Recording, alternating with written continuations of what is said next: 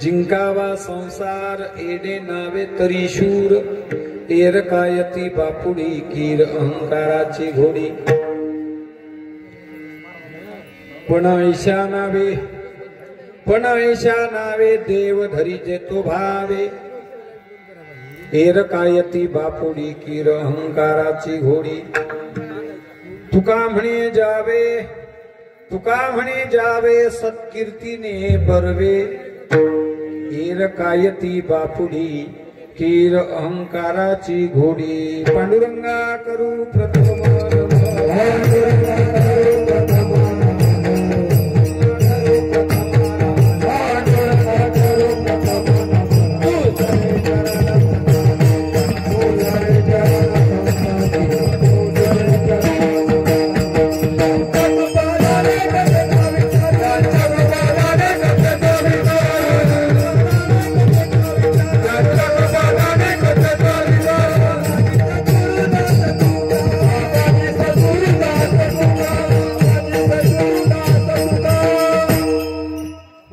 ज्ञानेश्वरा करुणा करा दयाळा, तुमचा अनुग्रह लाधलो पावन झालो चराचरी. कळा कुसरी काही चरिणी, बोलितो वचने अतिभाविका.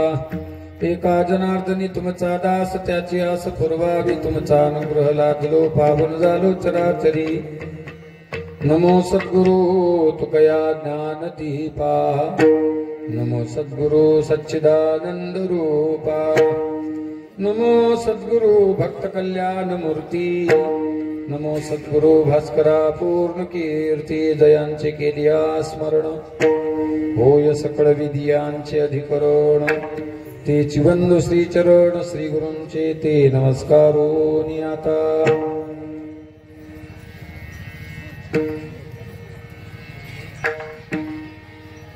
सेवेलागी सेवक झालो, तुमच्या लागलो निज चरणा. अहो स्वामी तुकया देवा, यावरी न करावा अवेरू, यावरी न करावा अवेरू. विठ्ठल विठ्ठल विठ्ठल.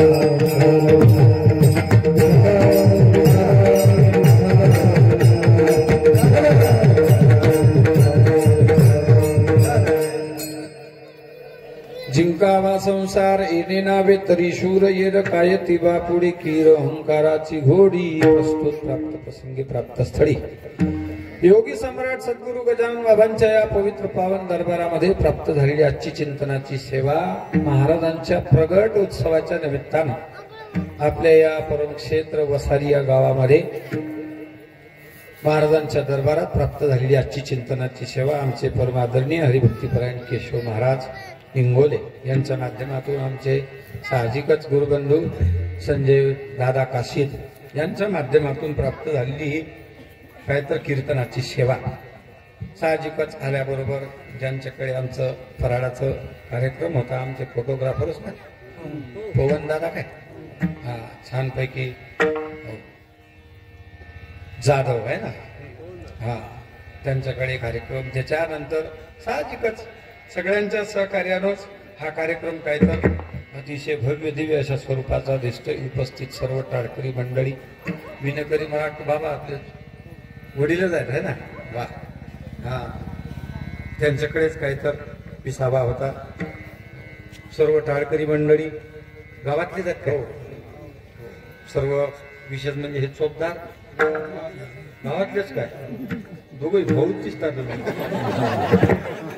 दोघे गट्टूच्या गट्टू कुत्र कोण मस्त माणसाला जाधव आहेत का ते, वा वा छानपैकी आपले चौकदार सगळे काय तर पुन्हा वादक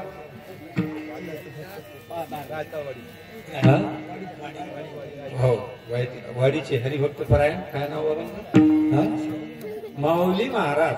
बर आपलं माऊली म्हणजे सगळ्यात मोठं बेस्ट नाही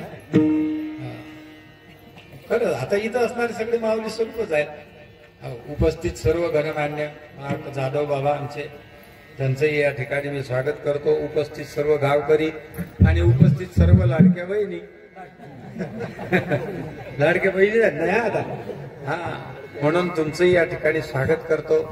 हो, आणि शूटिंग करणारे दादा ही गावातलेच आहेत काय? हो, वा वा, तेही मस्त. आम्हाला काहीतरी त्या कॅमेऱ्यात आमच्या कोणी नांदी लागत नाही बा, कोणी फोटोही काढत नाही. पण आज घडी मस्त आमची काहीतरी शूटिंग चालू आहे. हा, हो, फक्त चुकीचं काढून टाकतो त्यातलं. हा, चांगलं चांगलं ठेवायचं असो. हा, ते काय हे त्यातले माहीर लोक आहेत, त्यांचा हातखंड आहे त्यातला. उलट आपलं चुकीचं असलं तर ते बरोबर करायचे होय दादा. विठाल विठाल.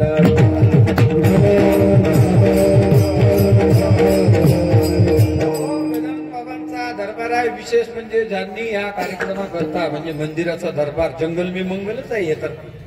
हा, या ठिकाणी मला वाटलं पहिल्यांदा आल्यानंतर इथं कोणी येते की नाही. हा, पण खरंच तुम्ही सर्वजण आलात. कार्यक्रमाला भव्य दिव्य असं काय तर स्वरूप तुम्ही या ठिकाणी आणलं, म्हणून तुमचं सर्वांचं या ठिकाणी मी स्वागत करतो.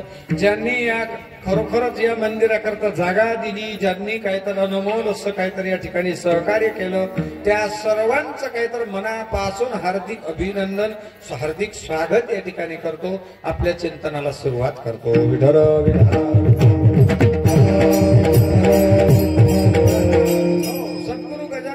दरबार आहे. एक लक्षात घ्या, आमचा आजपर्यंतचा अनुभव आहे, ज्या ज्या ठिकाणी सद्गुरू गजानन महाराजांच्या नावानं जी काही अधिष्ठान ठिकाणी त्या ठिकाणी उभं राहिलं, त्या ठिकाणी ऐश्वर्य वाढतच गेलं. कारण मुळातच गजानन बाबांचं हे अधिष्ठान शिस्त, सेवा या मूळ तत्वावर आधारित आहे.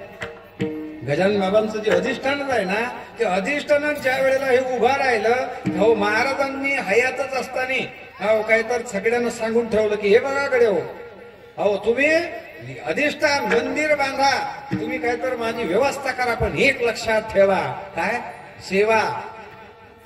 काय महत्वाचं, सगळ्यात महत्वाची बाजू कोणती? सेवा आणि शिस्त. सेवा आणि शिस्त या दोन गोष्टी आवर्जून काय तर तुम्ही जतन करा, हा, पालन करा. तुम्हाला कधीच काही कमी पडणार नाही. पहा ना तुम्ही, गजानन बाबाचे महाराष्ट्रात आता खूप कान्या कोपऱ्यात, काय तर अमेरिकेतही मंदिर झालं गजानन बाबाचं, अमेरिकेतही झालं. महाराष्ट्राच्या कान्या कोपऱ्यात काय तर महाराजांचे मंदिर होत आहेत. आणि ज्याही ठिकाणी छोट्या त्या स्वरूपात असं ना, महाराजांचं जे जे काही अधिष्ठान उभं राहिलं, त्या ठिकाणी दिव्यता, भव्यता, शिस्तप्रियता आपोआपच येते.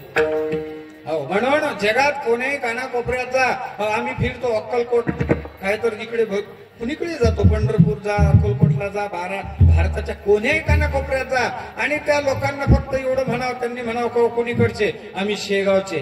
शेगावचं म्हणलं ना, तो समोरचा काय करतो, आपसुकच काय तर जय गजानन, त्याचे हात जोडले जातात. याचं कारण ते आपलं अधिष्ठान आहे. आपलं विदर्भाचं नाक आहे ते. हा, विदर्भाकडे कोणी पाहणार नव्हतं, कोणी हुंगत नव्हतं आपल्याला.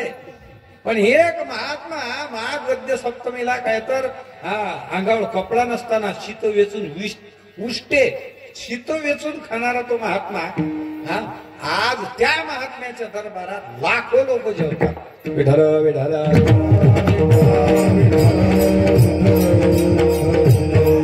म्हणून गजानन बाबा ही काय तर जागती ज्योत आहे. गजानन बाबा मी म्हणजे तुम्हा आपल्यासाठी कल्पवृक्षाची सावली आहे. गजानन बाबा ही तुमच्या आपल्यासाठी एक दुभती गाय आहे.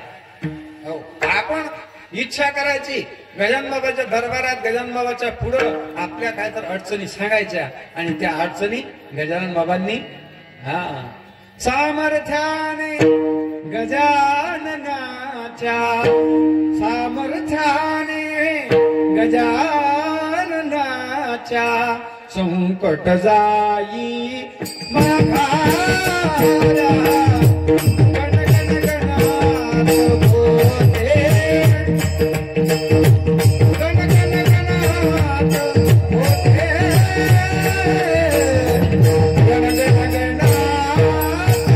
होते, गण गण गणात होते.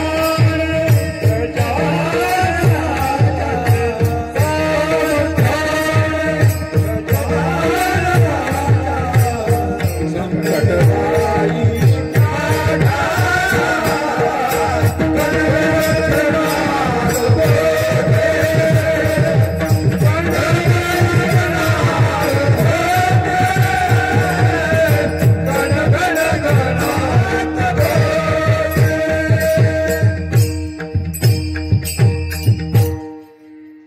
पदतीर्थाचे प्राशन करिता मुखी झळकले आसू माय माऊली गजाननाने क्षणात पुसिले आसू. गजानन बाबा ही तुमच्या आपल्यासाठी एक फार करुणेची सावली आहे. आणि म्हणून गजानन बाबांच्या दरबारात काही कमी पडत नाही. फक्त मी सुरुवातीला सांगून गेलो या दोन गोष्टी फार महत्वाच्या आहेत, सेवा आणि शिस्त. सेवा आणि शिस्त असू द्या. हो, आणि तसंही जीवनात आपल्या या दोन्ही गोष्टी असल्या पाहिजेत. सेवा भावही असला पाहिजे आणि शिस्त सुद्धा असली पाहिजे. आजकाल लोकांना नुसतं ऐकायची सवय झाली. नुसतं ऐकतात पण ऐकत अजिबात नाही. नाही, नुसतं ऐकतात. नडी फुंकली सोनारे इकडून तिकडे गेले वारे. कीर्तनाले वान नाही, सप्त्याले वान नाही. पण आमच्यात बदल काही होत नाही. एक लक्षात घ्या, घातल्या पाण्यानं गंगा वाहत नसते. आपली एक म्हण आहे का तुमच्याकडे? म्हणतात ना, म्हण कळते की नाही? माझं बोलणं कळते ना? घातल्या पाण्यानं गंगा वाहत नाही. मग प्रवाहाच मूळ असावा लागतो. तसं जीवनात आपल्या शिस्त सेवा ही घालावी लागते. याचा अर्थ तिची सवय लावावी लागते. अहो, मुळात एक जर आपल्यापासून आपल्याला शिस्त आणि सेवेची परंपरा जर सुरू झाली, अहो एक लक्षात घ्या, ती सवय मुळत नसते बा. चांगल्या सवयी या माणसाला जीवनात ऊर्ध्वगतीला नेतात. चांगल्या सवयी या माणसाला प्रगतीपथावर नेतात. आणि एक लक्षात घ्या, माणूस किती हुशार असू द्या, कितीही हुशार असू द्या, पण त्याच्याजवळ शिस्त सेवा आणि जर काय म्हणतो आपण नियोजन नसेल तर किती मोठा असू द्या, जीवनात त्याची तारांबळ झाल्याशिवाय राहत नाही. बरीच लोक हुशार आहेत, खूप विद्वान आहेत, पण विद्वान असूनही त्यांच्या जीवनाचा ताळा नसण्याचं कारण काय? नियोजन नाही, शिस्त नाही, सेवा नाही. बोलायला काय लागते हो? चोपड्या गोष्टी. बोलायला काय लागते? इथं उभं राहून 2 तास कुणीही बोलल, पण एक लक्षात घ्या, बोलणं तसं वागणं हे सगळ्यात कठीण आहे. हो, आपण कोणाला मानतो? बोले तैसा चाले आणि त्याची वंदावी पाऊले. जसा बोलतो तसा वागतो, त्याला जीवनात महत्व आहे बा. आणि म्हणून साहजिकच सेवा आणि शिस्त या मोठ्या पायावर आधारित काय तर हे अधिष्ठान सद्गुरू गजानन महाराजांचं आणि महाराजांच्या दरबारात हो तुमची चाललेली ही काय तर यशस्वी घोडदौड, यशस्वी वाटचाल. खूप खूप तुम्हाला शुभेच्छा. काही नाही, आता या वर्षी थोडी छोटीची खोली आहे, पुढच्या वर्षीपर्यंत काय होईल काही सांगता येत. हे काय आपण बोलणारे आहो काय? हो, आपण फक्त इच्छा करायची. गजानन बाबावरच काय तर भार टाकायचा की बाबा तुम्हालाच कोणाकडून काय करून घ्यायचं ते करून घ्या. फक्त काय आमचं वैभव वाढवा आणि आमच्याकडून परमार्थ करून घ्या. विठ्ठल विठ्ठल.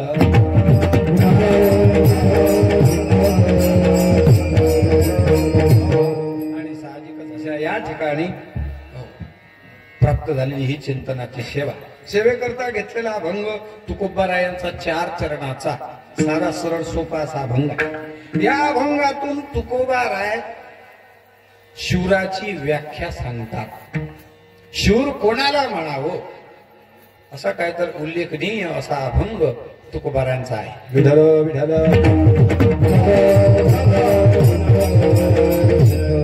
एक लक्षात घ्या, व्यावहारिक भाषा आणि पारमार्थिक भाषा यात फरक आहे बा. व्यवहारातले अनुभव वेगळे, परमार्थातले अनुभव वेगळे. व्यवहारात तुम्ही आपण वागतो याचा अर्थ तुम्ही आपण तोंड पाहून कामं करणारी माणसं. व्यवहारात तुम्ही आपण वागत असताना काय तर तिथं नियमाच्या पेक्षा आपण आपल्या स्टेटसला काय तर प्राधान्य देतो, आपल्या प्रतिष्ठेला प्राधान्य देतो. पण एक लक्षात घ्या, परमार्थ हा प्रतिष्ठेनं चालत नाही, परमार्थ हा ढोंगाने चालत नाही, परमार्थ हा वरपांगी चालत नाही, परमार्थ हा अंतःकरणातून चालतो. परमार्थाचं मोजमाप अंतःकरणातून होत असते. परमार्थाचं मोजमाप साहजिकच तुमच्या आचरणावरून ठरल्या जातं. नाहीतर जाहिरात करून जाहिरातबाजीनं माल खपवला जातो जाहिरातबाजी ना फोटोही खपवल्या जातात. जाहिरातबाजी करून तुम्ही आपण आणखी सोप्या भाषेत सांगायचं भोकाचे वांगी विकल्या जातात. पण हे एक लक्षात घ्या, परमार्थ म्हणजे बाजार नाही, परमार्थ म्हणजे काय तर ऍडव्हर्टाइजमेंट नाही, परमार्थ म्हणजे काय तर भंपकबाजी नाही. परमार्थ हे अस्तित्व आहे, परमार्थ आपलं स्वरूप आहे, परमार्थ आपलं जाज्वल्य असं खरं अस्तित्व. म्हणूनच परमार्थाची भाषा आणि व्यावहारिक भाषा यातला बदल लक्षात घ्या. विठ्ठल विठ्ठला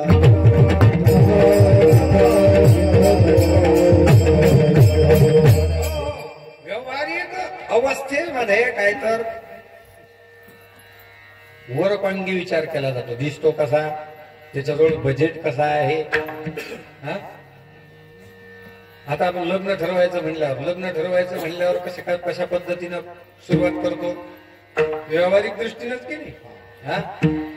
परमार्थ लग्नाचा विचार करत, व्यावहारिक विचार करत असताना लग्न जर करायचं आहे तर तो किती कीर्तन करतो, काय तर काही कोणी घेत, काही पुसत नाही बा. मग तो कमावतो किती, त्याचं पाकिट किती मोठं, त्याचाच हिशोब केला जाते. बाकीच्या गोष्टीचा विचार केला जात नाही. म्हणून व्यावहारिक मध्ये काय तर वरपांगी विचार केला जातो, पण परमार्थाचा विचार हा वरपांगी नाही. मग परमार्थाचा विचार हा अंतःकरणातून विचार केला जातो. आणि म्हणून सुरुवातीलाच वाक्य मी उच्चारलं, व्यावहारिक भाषा आणि पारमार्थिक भाषा यात फरक आहे. व्यावहारिक भाषा आणि पारमार्थिक भाषा या दोन्हीतला फरक जर कळला तर नक्कीच आपल्याला परमार्थाची दिशा कळेल. आपण काय करतो, मिसळ करतो. मिसळ ज्या वेळेला परमार्थ करायचा असतो त्यावेळेला व्यवहार दक्षता दाखवतो, आणि ज्या वेळेला व्यवहार करावा लागतो त्यावेळेला आपण परमार्थाचा आव्हान आणतो. तसं नाही बा, याचा घोळ होऊ देऊ नका. मग व्यवहाराच्या जागी, परमार्थ परमार्थाच्या जागी. आणि म्हणूनच व्यावहारिक परिभाषा आणि पारमार्थिक परिभाषा या दोन्ही परिभाषा आपण समजून घेतल्या पाहिजेत.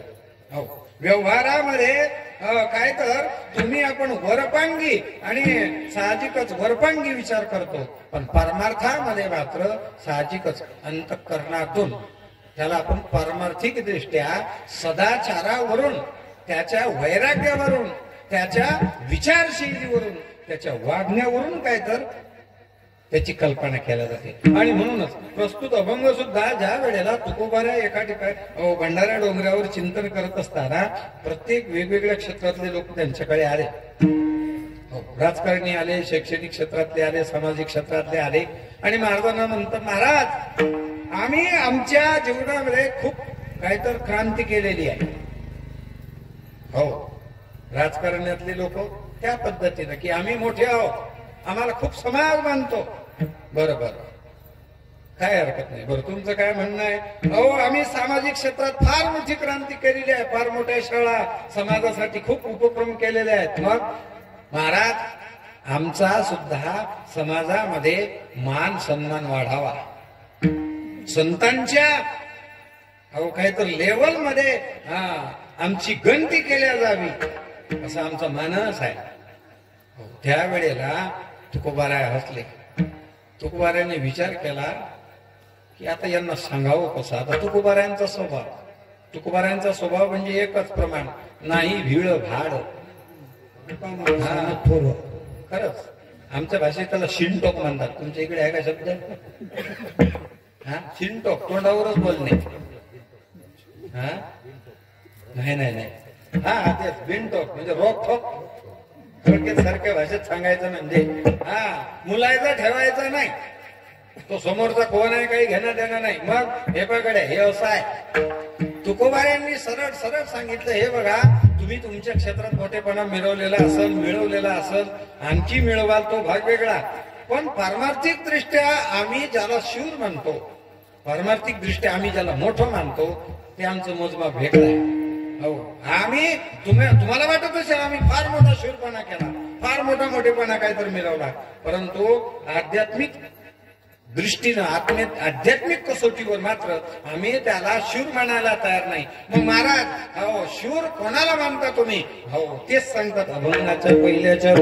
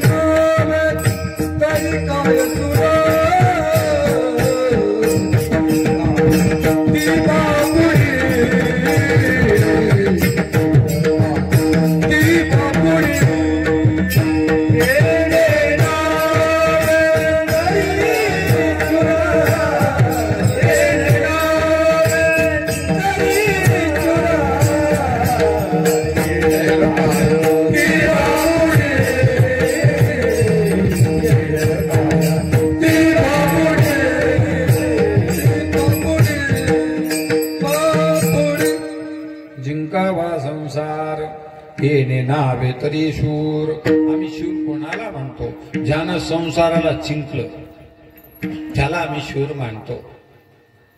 तुम्हाला आम्ही शूर मानायला तयार नाही. आमची शूराची व्याख्या ही आहे. या व्याख्येत तुम्ही बसता काय? समोरचे काय तर त्यांची बोलतीच बंद झाली. परमार्थामध्येही शूर असतो, पारमार्थिक दृष्ट्याही शूर आहे आणि प्रपंचातही शूर आहे. प्रपंचातही शूराला घडवण्याकरता कितीतरी त्रास सहन करावा लागतो का? सोपं काम नाही. परमार्थामध्ये साधं कमांडोचं ट्रेनिंग म्हणलं की नाही, हो ज्या वेळेला सरहद्दीवर लढणारे जे शूर असतात त्यांना आपण शूर मानतो, त्यांना शूर म्हणतो आपण. त्या काय म्हणतो आपण ना, एसपीजी कमांडो म्हणतात त्यांना. त्या कमांडोंना तयार करत असताना 10,000 कमांडो पैकी 10,000 कमांडो ज्या वेळेला प्रशिक्षणाला उतरतात, महाराज त्यातले फक्त 10च उरतात. किती पैकी? 10,000 कमांडो प्रशिक्षणाला 10,000 लोक काय तर उतरतात. पण ज्या वेळेला शेवटी त्याच्यात टिकणारे फक्त शेवटी 10च टिकतात. म्हणजे 10,000तले जर 10च उरतात तर खरं सांगा ट्रेनिंग किती खतरनाक असेल ते. ज्या वेळेला त्या कमांडोंना ट्रेनिंग दिलं जातं, एकतर कोणालाही ट्रेनिंग दिलं जात नाही. पहिल्या त्याचं शरीर यष्टी पाहिलं जातं, त्याचं वजन पाहिलं जातं, त्यांची उंची पाहिल्या जाते, त्याचं पूर्ण चेकिंग होतं. हा फिजिकली मेंटली सुदृढ आहे की नाही. नुसतं काही लोक दिसायलाच चांगले असतात पण डोकं खोकं असते. त्याची जिथं दोन्ही गोष्टी पाहिजे, शरीर बी पाहिजे आणि डोकंही चांगलं पाहिजे, त्याचा विचार केला जातो. आणि नुसतं काय तर डोकं आणि मेंटली, याचा अर्थ मेंटली फिजिकली त्यांचं काय तर प्रशिक्षण झाल्यानंतरही त्यांना पुढेही प्रशिक्षण दिलं जातं. त्यांच्याकडून खूप कसरत करून घेतल्या जाते. एवढंच नाही, त्यांना खूप काय तर त्रासही दिला जातो. एवढा त्रास दिला जातो. असं मी ऐकलंय की 4-4 दिवस त्यांना जंगलात सोडून दिला जातो. 4 दिवस जंगलात, 4 दिवस तिकडे राहा. आम्ही काय खायचं कुठं राह ते नका डोकं लावू. 4 दिवस जंगलात राहा, 4 दिवसानं सही सलामत या. कित्येक जण सोडून जंगलात सोडून दिले, ते तिकडच्या तिकडेच घरी गेले पण आलेच नाही. 4 दिवस तुम्ही तुमच्या पद्धतीने राहा. पावसाळ्यात काय कुणीकडे 4 दिवस त्यांना सोडून दिल्या जातं. आम्ही काय खावं ते डोकं लावू नका. आम्हाला फक्त 4 दिवसानं तुम्ही इथं हजर व्हा बस. त्यांनी काय कंदमुळं फळं खायचे का किटकुलं खायचे का तिकडे काय ते त्यांचं ते झालं. 4 दिवस त्यांनी काय तर सही सलामत होऊन सगळं काय तर जाग्यावर यायचं. आणि आल्यानंतरही त्यांना सुखानं जगू दिल्या जात नाही. खूप त्यांना ताण दिला जातो. त्यांना प्रशिक्षणच तसं असतं की कितीही त्यांच्यावर हो काय म्हणतो आपण त्याला दडपण आणलं तरी त्या दडपणाचा परिणाम विपरीत व्हायला नको याच्याकरता ते त्यांना प्रशिक्षण दिलं जातं. हो पाठीवर त्यांना क्विंटल भर वजन दिल्या जातं आणि क्विंटल भर वजन देऊन चांगलं काय तर 2-4 किलोमीटर जायचं पुन्हा परत या. खाली टेकवायचं नाही, वजन खाली टेकवायचं नाही, मग जायचं पुन्हा परत यायचं आणि पुन्हा परत आल्यानंतर हो थकलेला असतो तो. मग जेवायला चांगले पदार्थ वाढायचे, चांगले पदार्थ हो मस्त खीर काय तर बासुंदी गुलाबजामुन. आज होते गुलाबजामुन नाही पण मला भरायचं होतं पण छान पैकी सगळे काय तर पदार्थ वाटलेले जेवायला बसणार तर जेवायला बसल्याबरोबरच त्याला उठवलं जातं उठ उठ उठ उठ का काय नाही जा तेव्हा ते 2 किलोमीटर वर तिथं पोता आहे ते उचलून घेऊन ये. पण जेवायला बसला ना तो जेवायला ताटावर पण जेवू देत नाही चालू. मग तुम्ही म्हणाल का हो कोण त्रास देतात हो? तो त्रास नसतो, तो त्रास नसतो. काय असतं त्याला ते प्रशिक्षण असतं की एवढ्या त्रासातही त्याची मेंटॅलिटी ठिकाण्यावर असली पाहिजे, त्याची मानसिकता ठिकाण्यावर असली पाहिजे. तो जातो तो घेऊन येतो आणि घेऊन आल्यानंतर मग त्याला जेवायला बसवतात. आणि जेवायला बसवतात नुसतं जेवायला नाही 2-3 घास घेतले चांगलं त्यांचं. आता एवढा थकलेला माणूस एवढा श्रम झालेला माणूस त्याचं जेवायचं चांगलं वळा येतो, चांगलं वापसात काम येते. बरं बरं 2-4 घास घेतो लगेच म्हणतो काय उठ उठ उठ आणि आता कशाला नाही म्हणे उठ ते दुसरं पोता आहे ती घेऊन ये. सांगा तुम्हाला जर जेवत्या ताटावरून कोणी उठून दिलं उठाल का तुम्ही? हो जेवत्या ताटावरून जर तुम्हाला उठून दिलं उठसाल काय? उठसाल तर नाही. हाती जे असेल ते हानसान त्याने हाती जे पडल हो एखादा गडू असेल किंवा इटाईचं खाण असलं ना पण वैतागते ना माणूस. पण ते प्रशिक्षणच तसं असतं. तिथं जर तो रागाला गेला तिथं जर तो सनकला नापास टिकत नाहीस तू लगेच त्याला फेल करून टाकतात. म्हणून एक लक्षात घ्या व्यवहारात सुद्धा व्यवहारातला शूर याचा अर्थ आपल्याला वाटतंय या लोकांना पगार पाणी आहे या लोकांना काय तर खूप सुविधा आहेत सुविधाकडे जाऊ नका. त्यांच्यासारखा त्रास कोणीच भोगू शकत नाही. विठाल विठाल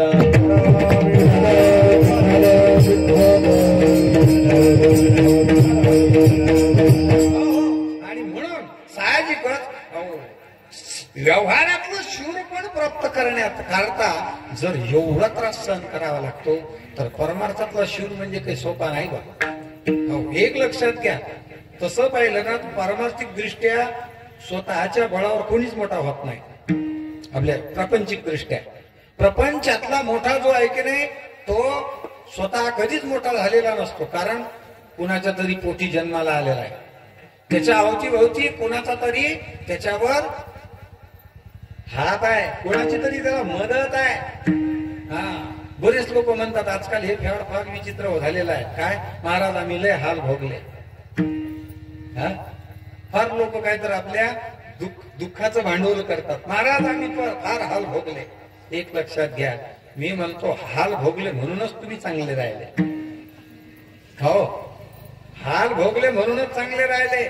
लोक म्हणतात आम्हाला त्रास दिला. अरे लोक कान ओढणाऱ्या त्रास देणाऱ्या म्हणूनच आपण तालावर आहोत नाही तालावर आहोत. मी माझ्या जीवनातला एक दृष्टांत सांगतो. माझ्या जीवनात घडलेली घटना आम्ही आळंदीला होतो. आळंदीला तिथं पर्यायच नव्हता. आता खूप सुविधा आहेत तो भाग वेगळा. पण तिथं आम्ही ज्या वेळेला होतो जवळपास 2000 म्हणजे 98, 99, 2000 त्या काळात त्या ठिकाणी असताना काय तर खायचे फार वांदे फार काहीतरी अडचणी असायच्या. मग कुठं पंगत असली म्हणजे विद्यार्थ्याला सांगायचं कामच नाही. फक्त ते पते काढणारे पोरं काय तर सांगणार बघा अमक्या का मठात पंगत आहे गाड्या पंगत आहे म्हणल्यानंतर तिथं पंक्तीच्या वेळेवर पोरं आलेच समजा. हो पोरं आलेच समजा. काय परिस्थितीच तशी होती. कधी कधी तर त्या मठातले जे दिवाण जे असत ना कावळं लावून घेत काय पोरं आले नाहीत पाहिजेत म्हणून अजिबात नाही येऊ देत. एवढी परिस्थिती. असंच मी एका ठिकाणी काहीतरी गेलो, ओळखीचे महाराज दिसल्यानंतर शिकलो आणि तिथं सगळे शिरल्यानंतर बघितलं भोजनाची तयारी चालूच होती. मला वाटलं चला महाराज ओळखीचे आहेत, मग आता आपला नंबर लागते, भूक तर लागलेली होती. आपला नंबर लागते असं म्हणून काय तर तिथं मी काय तर काय म्हणतो आषाढभूत नजरेनं तिथं उभा राहिलो. महाराजांची गप्पा केल्या मग महाराज म्हणतात, हे झालं का तुझं काम, बोलणं झालं का, चल निघितून, चाल निघितून. म्हटलं अरे अरे अरे अरे नंबर खाऊ म्हणलं महाराज, त्यांना जास्त बोलता येईना. महाराजांनी म्हणल्यावर झाले काढून दिलं बा, तू दिवाणजी होता, तो दिवाणजी त्याच्यापेक्षा चाल नाही म्हणे, दरवाजा लावून घेतला बा, काढून दिलं तिथून. आता मी म्हटलं ओळखीचे महाराज असल्यावरही आपल्याला जीव देत नाही, जाऊ द्या.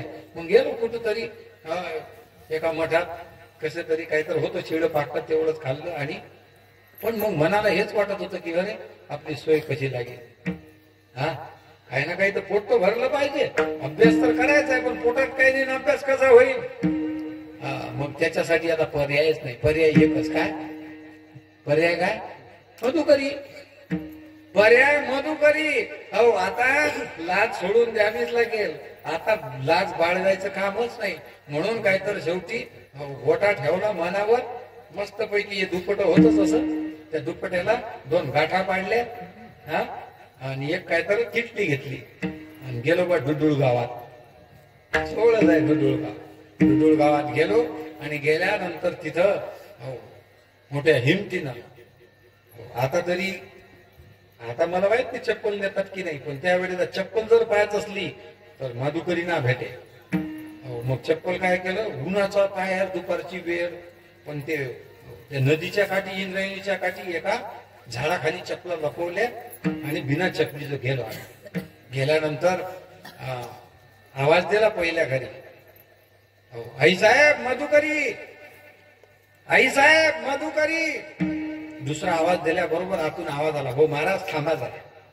जरा धीर वाटला की जमलं आता, आपली इच्छा पूर्ण होते.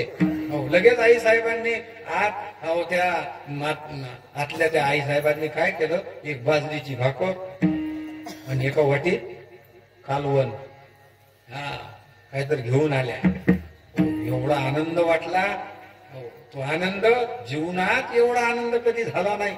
त्यावेळेला ते एक वाटलं भूषण की चला आपण प्रयत्न केला, त्याचं फळ आहे. घेतलं ते, बाजरीची भाकरी घेतली, कालवण घेतलं आणि मग साहजिकच त्या नियमाप्रमाणे गावात काय जे घर आहेत ते मागितले. मस्तपैकी मधुकरी गोळा झाली आणि मधुकरी गोळा झाल्यानंतर वाटच पाहत होते पोरं वाटच पाहत होते. हो ज्या वेळेला आम्ही गेलो तुटूनच पडले सगळे. हो खाऊ महाराज, खाऊ आणलं घ्या, बसा शांततेनं बसा. सगळे बसले, सगळ्यांना वाटे करून दिले आणि आनंदात सगळे जण जेवले आणि झालं, गाडी सुरू झाली. रोज आम्ही मग जायचो, दोन्ही टाइमचं एकाच टायमाला काहीतरी आणायचं, ते सुरू झालं.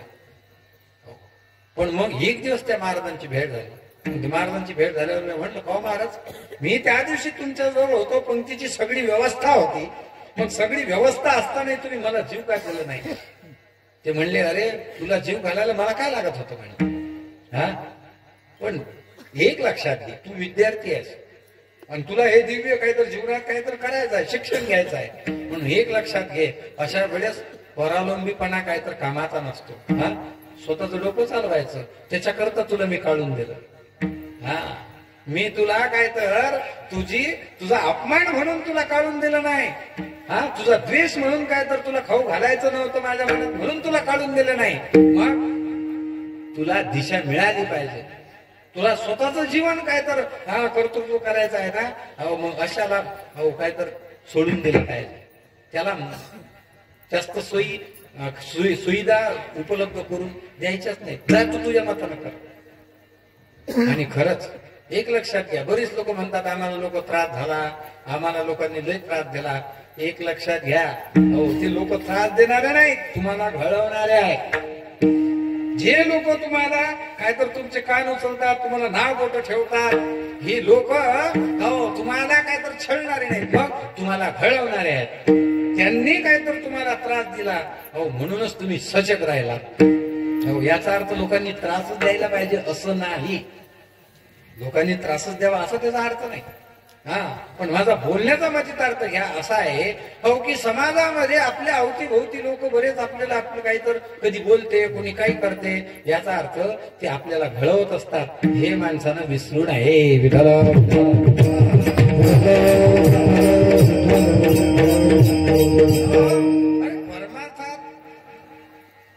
परमार्थात मोठं होणं एवढं सोपं नाही. प्रपंचातही काय कमी लोक त्रास देतात नाही. प्रपंचातही आपला प्रपंच करायचा म्हणल्यावर किती लोकांकडून एखाद्याने उसनवारी जर आणली आणि त्याची उसनवारी जर वेळेवर फेडली नाही, कसे बोलतात. व्याजानं काढले टक्केवारीनं पैसे काढलेले असतील ना. कित्येक लोकांनी इथं टक्केवारीनं पैसे काढून काय तर धंदे उभे केलेत आपले, काय तर काय आपला संसार उभा केला. पण हे करत असताना ज्या वेळेला टक्केवारीचे पैसे वेळेवर दिल्या गेले नाहीत त्यावेळेला तो सावकार किती विचित्र बोलतो. किती विचित्र बोलतो. राम राम राम राम राम राम. हो, फार कठीण आहे. म्हणून हो, लोकांचे हे संसार आपण पाहतो ते संसारही सोपे नाहीत.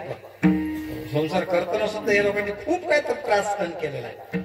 पण मला सांगायचं काय की प्रपंचातलं मोठेपण हे मोठेपण एकांगी नाही, हे सगळ्यांच्या माध्यमातून मिळाले आहे. कुणाच्या तरी पोटी जन्माला आलेलो आहे आपण, कुणाच्या तरी अंग खांद्यावर खेळलेलो आहे, आणि कुणाच्या तरी कृपेनं आपण मोठं झालो. पण याच्यापेक्षा परमार्थातलं मोठेपण, परमार्थातलं शूरपण हे एकांगी असते. प्रपंचातली लढाई कोणी म्हणत असेल मी एकटा लढतो, नाही नाही, शक्यच नाही. प्रपंचात कोणी एकटा कधीच मोठा होऊ शकत नाही. त्याला इतरांची मदत होते म्हणजे होतेच, होतेच. पण परमार्थातलं मोठेपण ज्याला प्राप्त करायचं आहे ना, त्याला त्याची लढाई एकट्यालाच लढावी लागते. कारण प्रपंचातली लढाई समाजाची असते, पण परमार्थातली लढाई विकारांची असते. माझी भाषा कळते ना. थोडस जड जाऊन राहायला वाटतं, तुमच्या डोक्यात झालं नाही ना. साधी भाषा आहे. काय प्रपंचामध्ये मोठेपणा प्राप्त करत असताना हो, हे इतरांच्या माध्यमातून आपण मोठा होतो. पण परमार्थातलं शूरपण जे आहे, परमार्थातला मोठेपणा हा एकांगी असतो. कारण प्रपंचातली लढाई हे बरेच जण आपल्याला मदत करतात, पण परमार्थामध्ये आपला कुणीच सोबती नाही. परमार्थामध्ये आपण एकीकडे आणि सगळे विकार एकीकडे. कारण परमार्थाची लढाई विकारांशी लढावी लागते, प्रपंचातली लढाई समाजाशी लढावी लागते. समाजाशी लढणं एक वेळ सोपं आहे. समाजाला तरी तुम्ही आपण ऍक्शन करून काही ना काही अभिनय करून आपण त्यांना वश करू शकतो. पण विकारांपुढे तुमचे आपले नाटकं चालत, क्रोध काम क्रोधापुढे नाटकं चालत नाही. काम क्रोधांनी मोठे मातीत घातले. म्हणून तुम्ही आपण की झाड की पत्ती, आणि या करताच तुकोबाराय म्हणतात आम्ही कोणालाही शूर म्हणायला नाही तयार. मग कोणाला कोण शूर मानतो आम्ही? जिंकावा संसार. ज्यानं मनाला जिंकलं, ज्यानं मनाला जिंकलं त्याला आपण शूर मानतो. बाबा साहजिकच सद्गुरू गजानन महाराजांच्या गजानन विजय ग्रंथातला प्रसंग आहे. गजानन महाराजांना ज्या वेळेला लोक नैवेद्य आणत होते, अगदी दुसऱ्या की तिसऱ्या अध्यायामधला प्रसंग आहे. महाराजांच्या दर्शनाला लोक येत होते बंकटलाल अग्रवालच्या घरी आणि नैवेद्य आणत होते. मग महाराजांना जेवायला सुरुवात केली. मग आग्रह करत होते लोक, महाराज घ्या, महाराज घ्या, महाराज घ्या. महाराजांनी जी जेवायला सुरुवात केली की नाही, 3 शेर जेवण केलं. याचा अर्थ 3 किलो जेवण खातच बसले. म्हणले आता बघू, यांना आग्रह करतात ना, खातच राहायचं. नुसतं खाल्लं नाही, खाल्लं आणि खाल्ल्यानंतर खणानं उलटी केली. उलटी केली. कशात उलटी केली? जे ताट होतं त्या ताटातच उलटी केली. आणि नुसतं उलटी केली नाही, तेवढ्यावर थांबलं नाही. उलटी केल्यानंतर ते ओकारी झालेली ते खायला लागले. खरं सांगा, ओकारी झाल्यावर ते ओकारी कोणी खाईल का? पण ते ओकारी सुद्धा महाराजांनी काहीतरी खाल्ली. याचं कारण काय? मनाला जिंकण्यासाठी. काय म्हणत महाराज? महाराज म्हणायचे, लय खावा वाटते ना तुला गण्या, लय खावा वाटते, मग खाय. हा खाय आता, हो पोट भरून खाय. हो उलटी केली आणि उलटी खाल्यावर पुन्हा ते उलटी सुद्धा प्यायला लागले, तिला खायला. ते लोकांना किळसवाना कसं तरी वाटलं. तेव्हापासून लक्षात आलं लोकांच्या, अरे आग्रह कामाचा. म्हणून एक लक्षात घ्या, गजानन महाराजांच्या बाबतीत एकच सांगतो. हो महाराजांची आरती म्हणत असता का तुम्ही? महाराजांची आरती म्हणत असतात ना.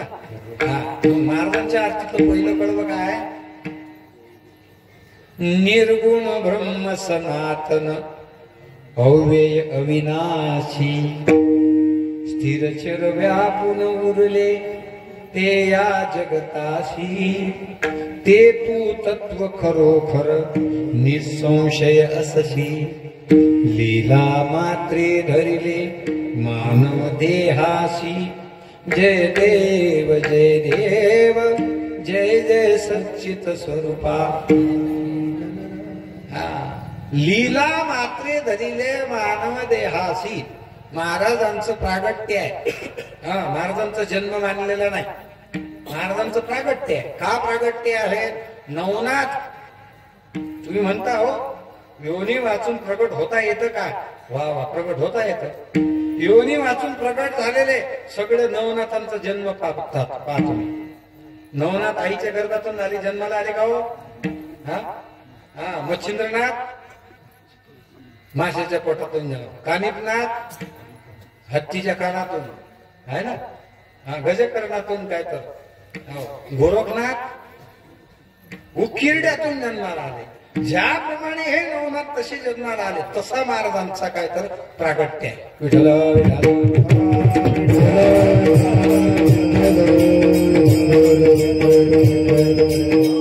म्हणून महाराजांचं जीवन जर पाहिलं आपण तर अगदी आध्यात्मिक दृष्टीनं फार विशेष होतं बाबा. माघवद्य सप्तमीच्या दिवशी पहिल्यांदा ज्या वेळेला महाराज दृष्टीत पडले, माघवद्य सप्तमीला दुपारी 12 वाजता त्या देवीदास विप्राच्या घरी त्याच्या मुलाची ऋतुशांती होती.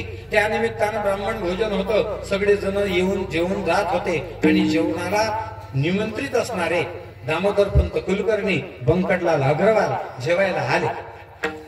ज्या वेळेला बंकटलाल जेवायला आले ती वेळ होती 12ची आणि 12 वाजता त्या वटवृक्षाखाली एक काहीतरी दिगंबर मूर्ती, अंग काहीतरी दिगंबर, अंगावर कपडा नाही, एक फटकीशी बंडी काहीतरी होती अंगामध्ये, कच्ची चिनी हातात होती, एक तुटकासा भोपळा होता आणि उष्ट्या पत्रावळ्या पडलेल्या असताना त्याच्यावर ते शीत वेचून आणि व्यवस्थिशीर आणि अगदी आनंदात ते भक्षण करत होते. उष्ट्या पत्रावरी निमित्त नाही, ते त्यातलं प्रमाण म्हणलं तुम्ही, 52 ते नाही. उष्ट्या पत्रावरी वैसोनी भक्षण करीती भाताचे कण, तेजस्वी ती कांतिमय तनु वाट तपस्वी महा. माघ सप्तमी पुण्य दिवसी प्रगटला योगी, प्रगटला योगी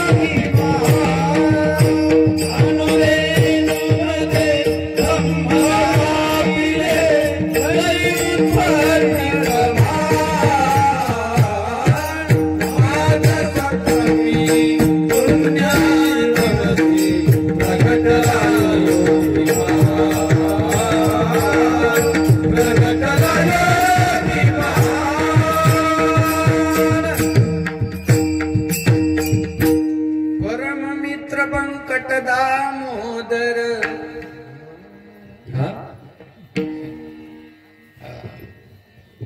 दामोदर पंत आणि बंकटलाल जेवायला आले. बंकटलालांचं लक्ष केलं आणि दामोदर म्हणतात, बंकटलाल चला जेवायला. हो दामोदर पंत पहिल्यांदा तिकडे बघा. आणि ज्या वेळेला त्या वटवृक्षाखाली ती मूर्ती काय तर आनंदानं शीत वेचून खात होती, त्यांच्याकडे लक्ष केलं. लक्ष घात बरोबर दामोदर पंत म्हणतात कोणीतरी वेळा आहे. बंकटलाल म्हणतात वेळा आहे, पण वेळातही प्रकार आहे नाही. वेळा आहे मान्य आहे, पण वेळातला हा काहीतरी हा साधा वेळा नाही. वेळेतला फरक असतो हा मुक्तीसाठी वेळा झालेला आहे. आपण वेडे आहोत, आपणही वेडे आहोत, पण आपण संसारासाठी वेडे झालेलो आहे. हा, आपल्या डोक्यात फक्त संसारच आहे. हे झालं पाहिजे, ते झालं पाहिजे, मला हे मिळालं पाहिजे, मला ते मिळालं पाहिजे. परंतु व्यावहारिक दशेतल्या कोणत्याच वस्तूविषयीची आसक्ती नसणारा महात्मा वेळा दिसतो. परंतु वेळा जरी असला तरी मात्र त्याचं जीवन मात्र ते अलौकिक योग्यासारखं ते काय तर. कारण साधू ओळखावा साधूनेच. तुका म्हणे अंगी व्हावे ते आपण तरीच प्रेमा. तुम्ही आपण पाहणारे आहोत की ओळखणारे आहोत? तुम्ही आपण पाहणारे आहोत की ओळखणारे आहोत? तुम्ही आपण पाहणारे आहोत, ओळखणारे नाही. ओळखण्याची नजर वेगळी, पाहण्याची नजर वेगळी. आपल्याला दिसतात सगळे, आपल्याला दिसतात सगळे, पण आपण कोणाला साधू ठरवू आणि कोणाला काय तर व्यावहारिक ठरवू हे आपलीच नजर असते. सध्याच्या स्थितीत जो जास्त काय तर चालू आहे की नाही, जो जास्त अभिनय करतो, जास्त नाटक करतो, त्याला लोक साधू मानायला तयार, त्यालाच मानतात साधू. जो मोठेपणा सांगत नाही, जो आपला मोठेपणा सांगत नाही, जो जाहिरात करत नाही, लोक त्याच्या नादीस लागत नाही. आजकाल जाहिरातच पाहिजे मोठेपणा. का महाराज आहेत तर मग महाराजचं काय गाडी तरी असली पाहिजे, नाही गाडी तरी निदान बॉडी तरी असली पाहिजे, नाही बॉडी तर निदान दाढी तरी. गाडी बी नाही, दाढी बी नाही, बॉडी बी नाही. मग महाराज तुमच्याकडे पाहिल्यानंतर कोणी म्हणतच नाही, बजवल्यावर लक्षात येते म्हणा. परिस्थिती तशी आहे. हो, एका ठिकाणी मी कीर्तनाला गेलो. कीर्तनाला माझा सोबती होता, तो चांगला गप्पा, चांगला असा होता, त्या चोप गरबासारखा चांगला बुजुर्ग. कीर्तन माझं गाडी चालवायला, मी त्याला गाडी चालवता येत नव्हती, मागं बसलं ते. माझ्यापेक्षाही चांगलं काय तर धोतोवर अप्रुटेट राहायला. कीर्तन माझं, फेटा मी घेतला माझा, कीर्तन माझं.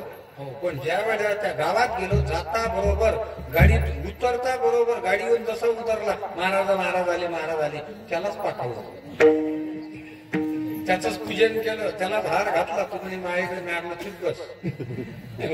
मग मला बाजूला बसवलं.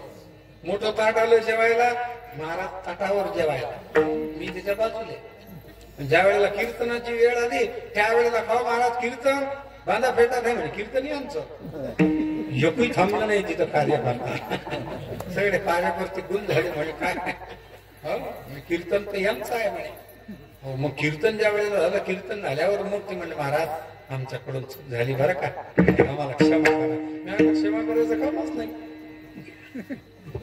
तुमचं काही चुकलंच नाही, तुमचा मानसच आहे की महाराज म्हणलं की कसा काहीतरी वेगळा असला पाहिजे. हो, काही दिवसानं एखादा जर महाराज मोटरसायकलवर आलं की नाही, त्याला मानेल की नाही कोणी काही समजत नाही. असं काही नाही, एक लक्षात घ्या. हो, नुसतं काय तर पेहराव्यावरून कोणाची पारख करणं शिकू नका. मग त्याच्या आचरणावरून, त्याच्या विचारावरून त्याची पारख करणं शिकलं पाहिजे. विठ्ठल विठ्ठल.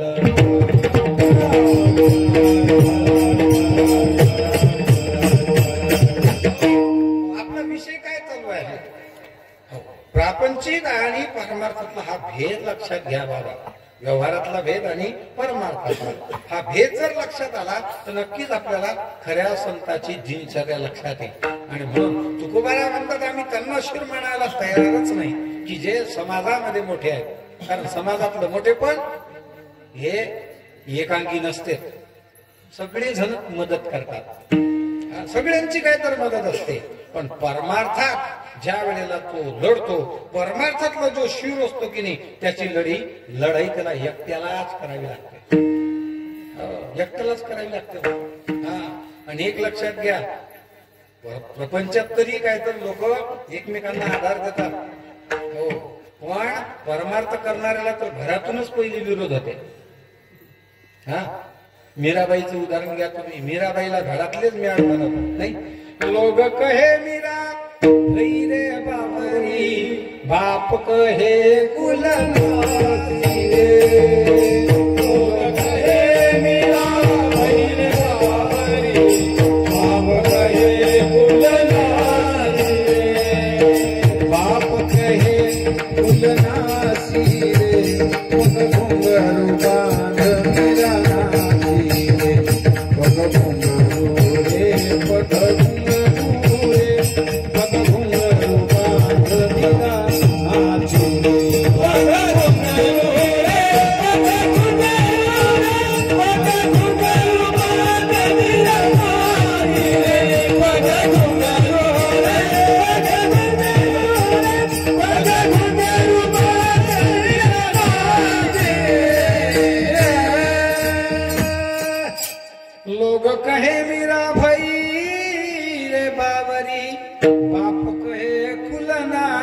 झाली रे.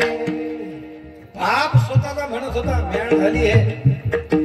घराचा सत्यानाश केला या पोरीनं. मीराबाईला नाव कुठं ठेवत होते बा. पण तरी सुद्धा मीराबाई म्हणे नाही. पायोजी बहिणे राम रतन पायो वस्तु मोजिक धी मेरे सदगुरु कृपा कर अपनायो. पायोजी बहिणे राम रतन पायो. पायोजी बहिणे राम रतन पायो. ऐकायला तयार नाही. हो, अलीकडचं उदाहरण घ्या, अगदी जवळचं. जनाबाई. जनाबाई तर सगळ्या लोकांना म्हणत होती, अरे मनगटावरी तेल लोईचा पदर आला भरल्या बाजारी जाई. तुम्हाला काय बोलायचं ते बोंबला. पण मी माझा परमार्थ सोडणार नाही. परमार्थ करणाऱ्याला लोक येडं ठरवतात. खरा परमार्थ करणाऱ्याला लोक काहीतरी त्रास देतात. आणि म्हणून साहजिकच बाहेर लोक त्रास देतात, त्याच्यापेक्षाही विकार बी त्रास देतात. तुकोबाराचं एक प्रमाणच आहे. रात्रंदिवस आम्हा युद्धाचा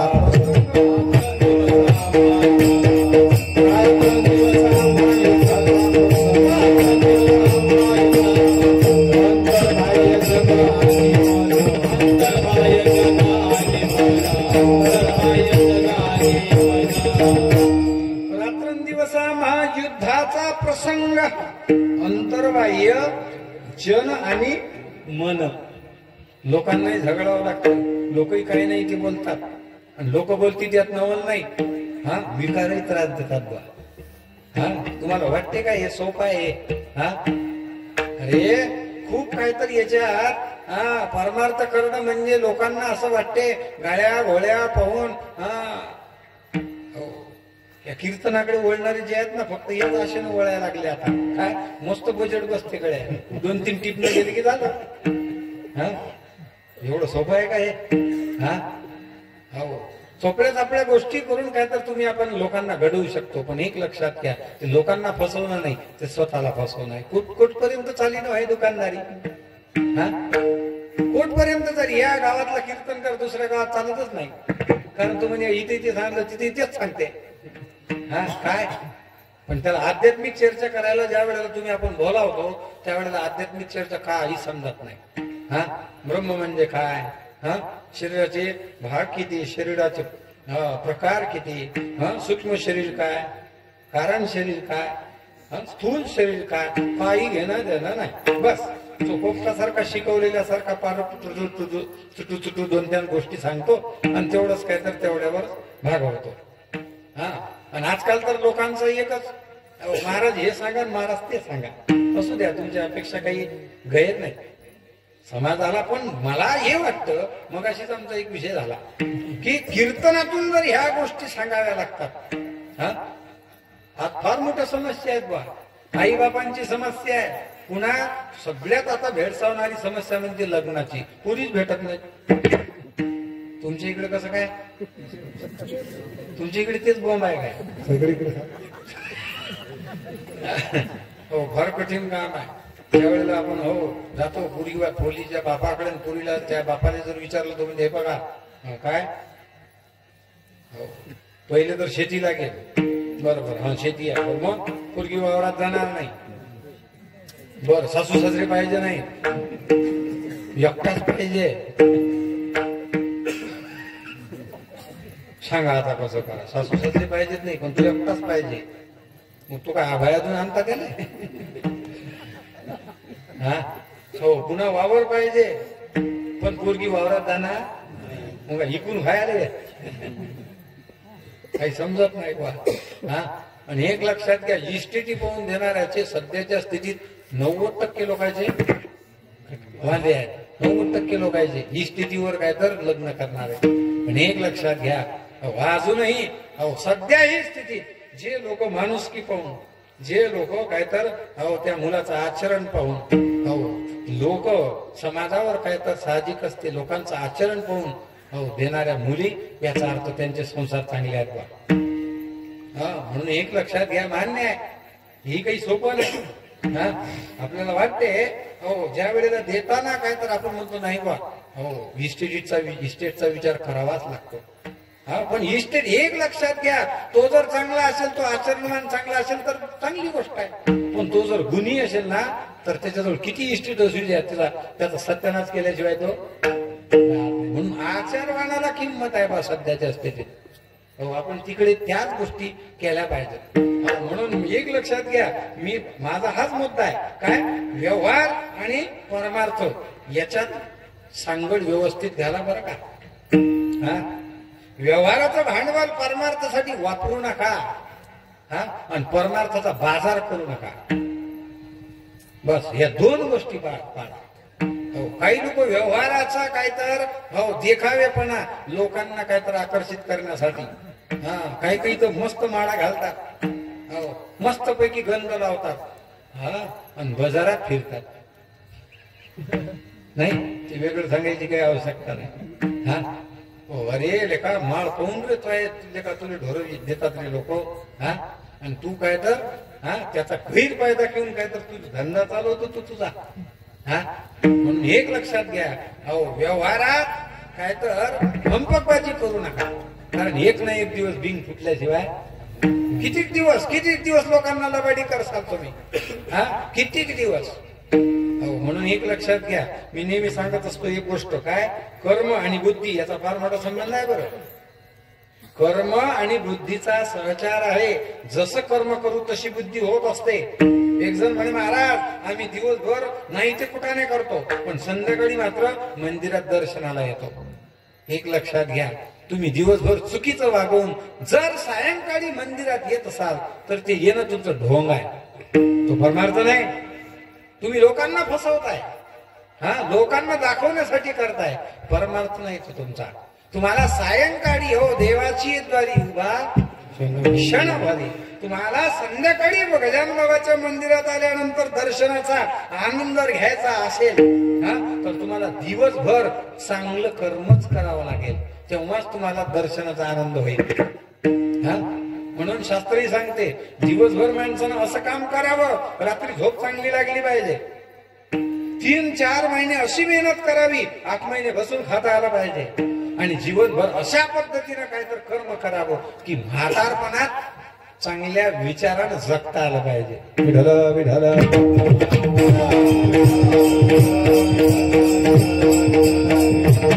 म्हणून एक लोकांना बसून काय करता, आहे तसा परमार्थ करा.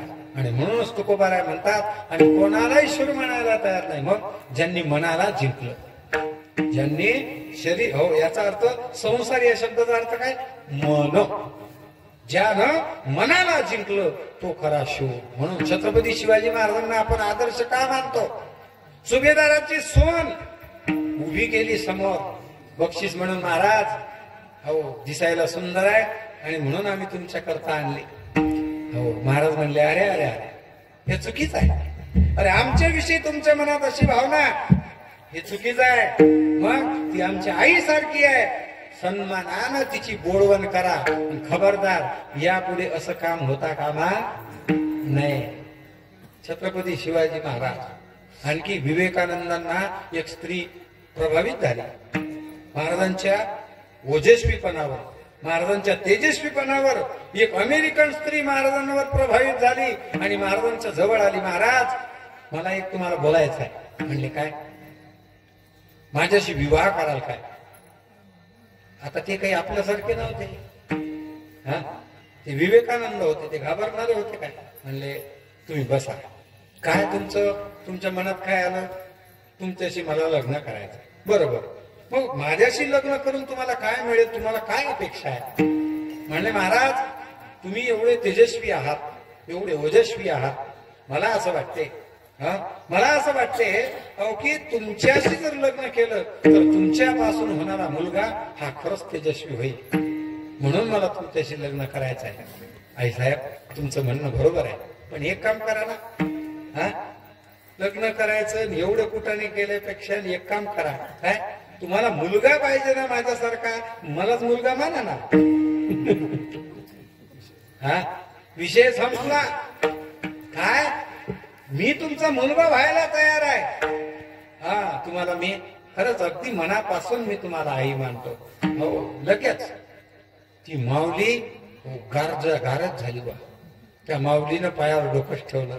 म्हणजे महाराज हो एवढे उच्च दर्जाचे विचार मला कल्पना नव्हती. तिच्या डोळ्यातून पाणी आलं. म्हणजे महाराज खरंच किती तुमचं जीवन आहे. म्हणून मला हो त्यांना त्यावेळेला ती माऊली म्हणते की खरंच भारताची माती कशी, भारताचे काय तर खरंच वैराग्यवान साधू महात्मे कसे ते मला आज कळालं. हा म्हणून जिंकावा संसार येणे नावे तरी शूर. आम्ही त्याला शूर मानतो. मग तुम्ही म्हणाल का हो आम्ही जे मोठेपण प्राप्त केलंय याचा अर्थ आम्ही आमचा मोठेपणा काय. अरे तुमचा मोठेपणा नाही ती अहंकाराची गुलामगिरी आहे. येर कायाती बापुरी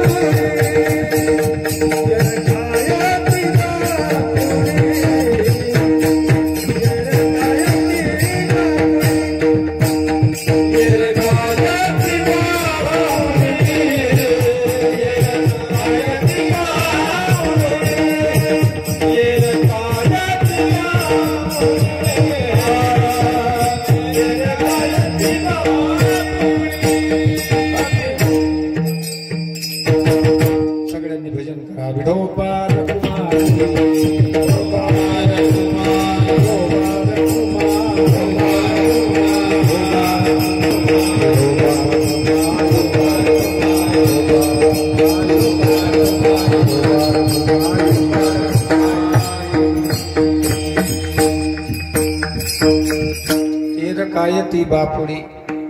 तुकोबारा म्हणतात हे केविलवान जीवन आहे. हा केविलवान म्हणजे अरे गुलामगिरीतलं जीवन. हा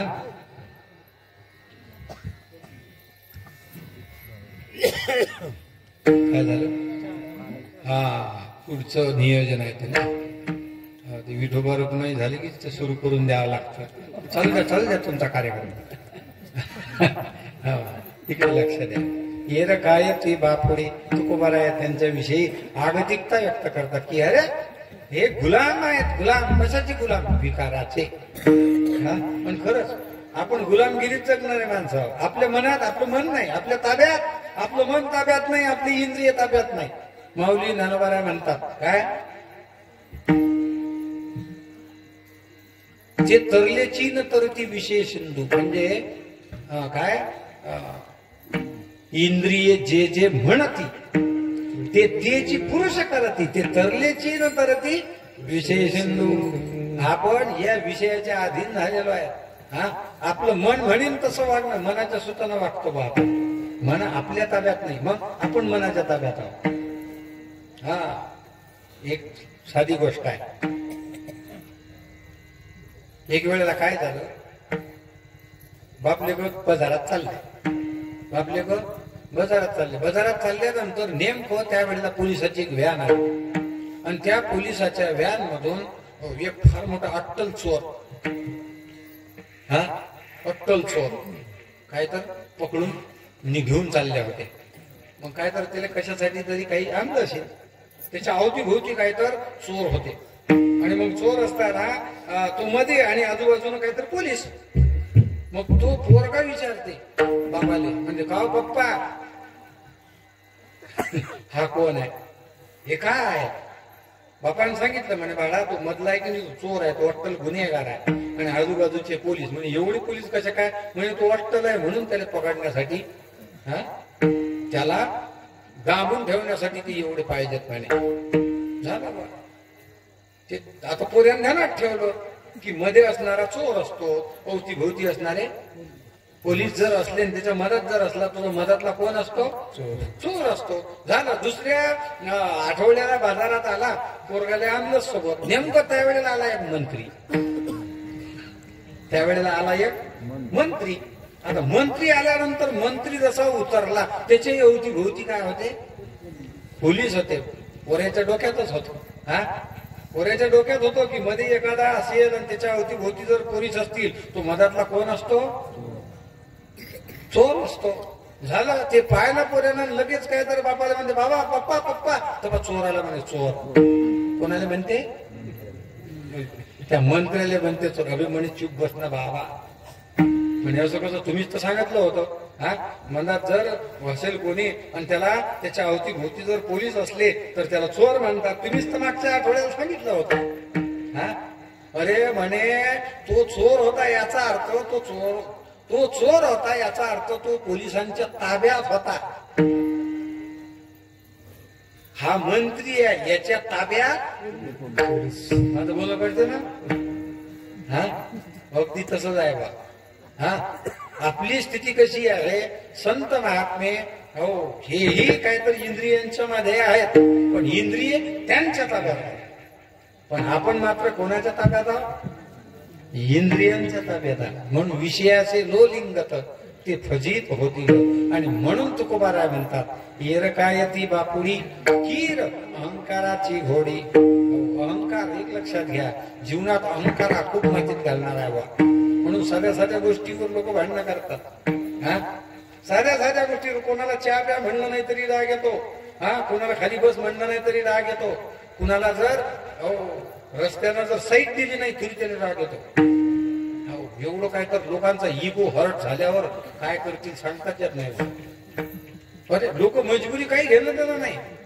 आम्ही एका ठिकाणी एसटी चाललो होतो, म्हणजे एसटी बस चालली होती, मोटरसायकलवर चाललो. त्या बसमध्ये यात्री बसलेले असताना नेमकं त्या बसच्या जवळून एक बुलेटवर फार मोठा काय तर प्रतिष्ठित चांगले कपडे घालून चालला होता. आणि नेमकं बसमध्ये बसलेला तो एक व्यक्ती. आता बसमध्ये बऱ्याच जणांना मळमळते. जेवण करून आला असेल फुल आणि त्याचं मळमळायला लागलं. मळमळायला लागलं, त्याचा जीव मळमळ करत असताना लगेच काय तर ती गाडी नेमकी त्या खिडकीच्या जवळून जायची ओव्हरटेक करताना. चौपदरी रोड होता ना, बस चालली बसच्या काय तर लेन मध्ये, आणि नेमका बुलेट ओव्हरटेक करत असताना नेमकं त्यावेळेला वोकारी आली आणि यानं वोकारी बाहेर टाकली. आणि नेमकं काय तर ती वोकारी सगळी याच्या अंगावर पडली. चांगले पांढरे कपडे आणि सगळे काय तर पिवळे फटक पडले बा. आणि ते सगळी घाण त्याच्या अंगावर. असा राग आला त्याला. लगेच काय तर ओव्हरटेक केलं, एसटीच थांबवली. बस थांबवा म्हणे. कोण आहे तो? आता तो असा असा मोकळा झाला होता ना तो. असा राग आला होता त्याला. म्हणे लोका काहीतरी अक्कल आहे रे. माझ्या अंगावर वकारी केली. साहेब काय करायचं ते करावं. झाली त्याला मी काय करू. वकारी दाबता येते काय? वकारी दाबता येत नाही. काय करतात, राग यायचं ते मारू शकत नव्हता. काय मारी. पण समजून तर घ्यायला पाहिजे की नाही, की वकारी म्हणजे काय त्यानं जाणून केली काय. नेमका योगायोग हा तिथं जायची त्याची वकारी. पण लोक तेवढी मानाल ऍडजस्टमेंटच करून घ्यायला तयार नाही. म्हणून एक लक्षात घ्या, काय आहे जीवनात जो सांभाळणार असतो की नाही, लोक त्याला सांभाळतात. बरं एक ध्यानात घ्या. ते मुसमुसलेलं पण याय की नाही, कोटपर्यंत काय तर तुम्ही मोठेपणा, कोटपर्यंत अहंकार गाजवा. एक दिवस प्रत्येकाचा येत असतो. ज्या वेळेला आपण गात्र गलित होतात, आपण जागेवर पडलेला असतो, त्यावेळेला कोणी सुद्धा विचारायला येत नाही. हा पण ज्या वेळेला आपण सगळ्या जगाला सांभाळतो की नाही, प्रेम देतो, त्याच वेळेला साहजिकच एक दिवस आपला असू द्या, लोक आपल्याला सांभाळल्याशिवाय राहत नाही. म्हणून एकमेकांना सांभाळणं शिकलं पाहिजे. म्हणून अहंकाराचे गुलाम होऊ नका, विकाराचे गुलाम होऊ नका. तुकोबाराय म्हणतात, हे बाकीचे जगणारे हे अहंकाराचे गुलाम आहेत. की ग अहंकाराची घोडी. मग तुकोबाराय आम्हाला सुद्धा शूर व्हायचं आहे, आम्हालाही तसं शूर व्हायचं आहे. अरे शूर होणं एवढं सोपं नाही. मग शूर होण्याकरता निश्चय करावा लागतो. काय करावा लागतो? निश्चय करावा लागतो. याचा अर्थ शपथ घ्यावी लागते. पण ती अशी शपथ घ्यावी नाही लागत. तुम्ही आपण शपथ घेताना काय घेतो? हो, एक वेळा मी शपथ घेऊन सांगतो, काय तुले तर मातीत घालीनच. शपथ घेतो, अरे मी तुला तर मातीत घालीन. 2 एकर गेलं, आणखी 4 एकर जाऊ दे, पण तुझा तर काटाच काढू. काय करता लोकांचे काटे काढू? काय करता काय तर लोकांना आणि मातीत घालून. म्हणून एक लक्षात घ्या, पण असा घ्या. तुकोबारायांनी घेतला नाही का? माऊली ज्ञानोबारायांनी घेतला नाही का? पण घेतला. अवघाची म्हणून तुकोबाराय या संतांनी सुद्धा पण घेतला, पण असा घेतला की देव आपलासा केला. म्हणून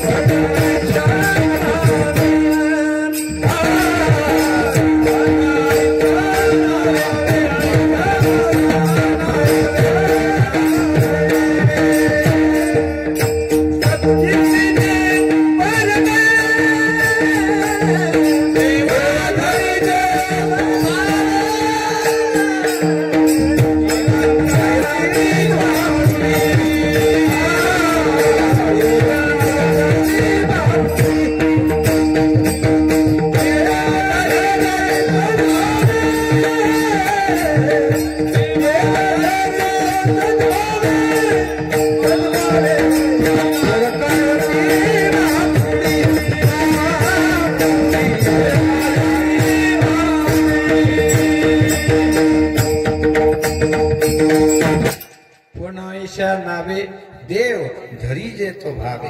देव आपला सकारा. माणसानं काय करता या जगात कोणाच्या नादी लागून? जीवन हे त्याच्यासाठी नाही. जीवन हे लोकांना झगडण्यासाठी नाही. लोकांच्या नादी लागून कोणाचं भलं झालं की आपलं होईल बा. काय करता? लोकांशी झगडे करू नका, लोकांशी भांडणात तंट्यात काहीतरी जीवन घालवू नका. मग देव आपला साकारा. आपला तो एक देव करून घ्यावा. नाही खरंच. हे आँखों जो शाम का दर्शन किया करे, हे मुख जो है शीश जो हरि चरण में वंदन किया करे. बेकार वो मुख है जो व्यर्थ रहे बातों. है मुख वो जो शाम का सुमिरन किया करे.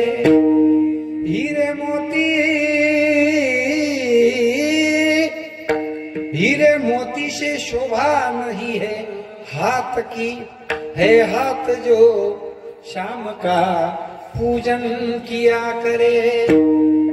मरकर भी अमर नाम उस जीव का जग में, हरि प्रेम में बलिदान जो जीवन किया करे. धन्य धन्य जगी तोची एक, हरि रंगी नाचे. राम कृष्ण वासुदेव सदा स्मरे वाचे. धन्य जगी तोची एक, हरि रंगी नाचे. धन्य जीवन तेच आहे बा. धन्य कोणतं? परोपकारातलं जीवन. धन्य ते संसारी दयावंत जे अंतरी. धन्य तेच जीवन, याचा अर्थ जे सगळ्यांसाठी आहे. म्हणून काय करता, इतरांच्या विषयी द्वेष करून, इतरांच्या विषयी भांडण तंटे करून आणि आपलं जीवन व्यर्थ घालवल्यापेक्षा असा निश्चय करा. कसा? भगवंताला आपलं सपनाही शानावे, देव धरी जे तो भावे. भगवंत आपलाचा करा. मग तुकोबाराय, तुम्ही फार उच्च दर्जाचं सांगून राहिले. हो हो, हे आम्हाला पसनी पडत नाहीये. आम्ही सामान्य लोक आहोत. आम्हाला कळलं, आम्हालाही वाटलं की आम्ही हुशारकी घेऊन तुमच्याकडे आलतो की हा शूरपणा म्हणजे काय, तर आम्हालाही शूर मानलं पाहिजे, आम्हालाही मोठेपणा मिळाला पाहिजे. पण परमार्थात मोठेपण एवढं सोपं नाही बा. साध्या पद्धतीने आम्हाला सांगा काहीतरी. तुकोबारा म्हणा, एक लक्षात घ्या. हो, एक करा.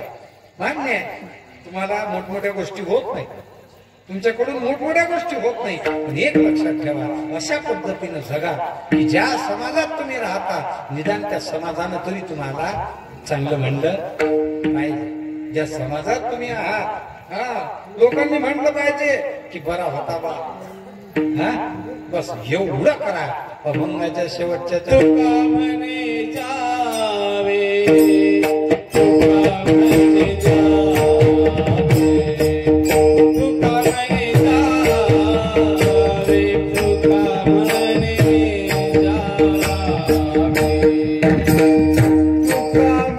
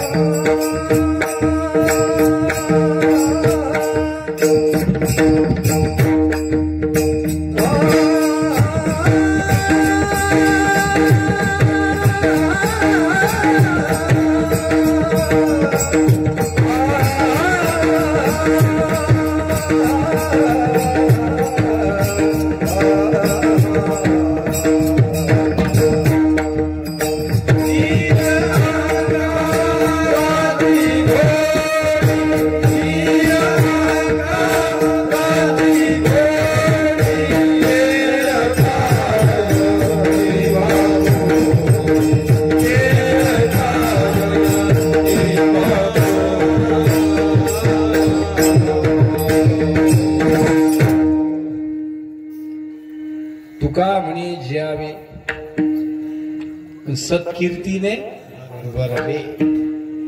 असं ज्यावे म्हणजे जीवन जगावे. तुकोबारा म्हणतात हे बघा, तुम्हाला जास्त उठाठेव करायची काहीच गरज नाही. मग कशा पद्धतीने जगा की लोकांनी तुम्हाला चांगलं म्हणावं. जी गोष्ट तुमच्या करता तुम्हाला योग्य वाटत नाही ती इतरांच्या बाबतीत करू नका. आपली निंदा केली तर चांगलं वाटेल का? कोणाची निंदा करू नका. विनाकारण कोणाला त्रास देणार, कोणा आपल्याला त्रास दिला तर चांगलं वाटते काय? पण विनाकारण कोणाला त्रास देऊ नका. बस या पद्धतीने तुम्ही जीवन जगा. हो काय होईल? हो साहजिकच सत्कीर्तीने बरवे. लोक म्हणतील बरा होता बा. नाहीतर काही लोकांच्या मागे गर्दी भूक असते, पण गर्दी असूनही म्हणतात बरा मिळाला. बरा गेला म्हणतात, लई त्रास गेला लोकांना याला. पण एक लक्षात घ्या, लोक गर्दी केल्यापेक्षा दर्दी असणं महत्वाचे. गर्दी करून काय तर लोक घोटाळ्यात पडणारे भरपूर आहेत, सोप्या गोष्टी करणारे भरपूर आहेत. पण खरे जे असतात की नाही ते दर्दी, तेच जवळ असणारे बरे. आणि म्हणून तुकोबारा म्हणतात, जास्त अवडंबराच्या नादी लागल्यापेक्षा सत्कीर्तीने बरावे. आपली कीर्ती सत्कीर्ती असावी. लोकांच्या मध्ये काय तर आपल्याविषयी आदरभाव असावा, एवढं तरी जगा.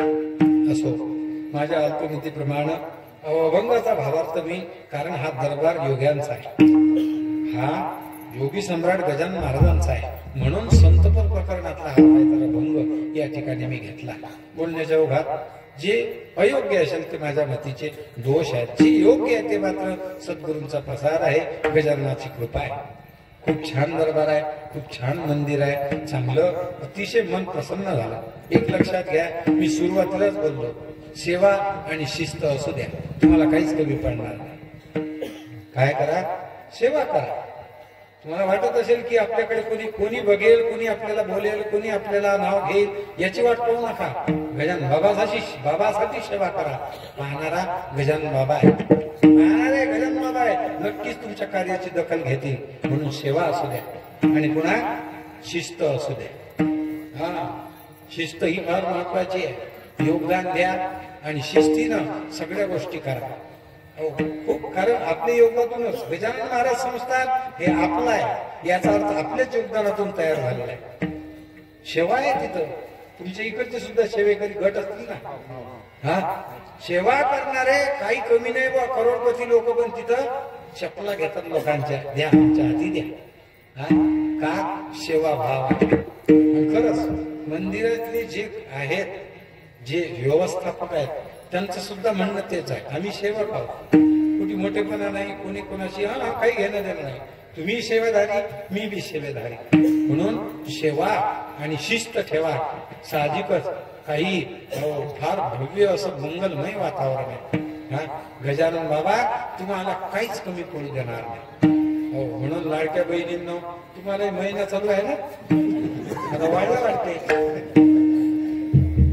1500 होता 2100 झाला ना आता. होईन आता पुढच्या याच्यापासून होईल. म्हणून थोडस इकडे सरकवा. तुम्हाला काही नाही काय, काही निराधार वगैरे तुम्हाला काही नाही आहे ना, ती बी इकडे येऊ द्या थोडस. असं छान वातावरण. आमचे माऊली महाराज मृदंग वादक छान. पुन्हा शूटिंग चांगली झाली ना भाऊ रे.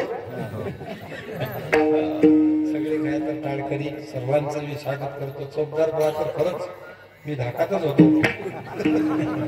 आणि साऊंडवाले बुवा एका बात याच्यासाठी एकदा टाळ्या वाजवा. खूप छान असं काय तर वातावरण त्यांनी काय तर तयार केलेलं आहे. गजाननाची सर्वांवर अशीच कृपा असावी हीच या ठिकाणी मी सदिच्छा व्यक्त करतो. आणि सर्वांनी अगदी मनापासून गजानन बाबांचं चिंतन करूया. गजानना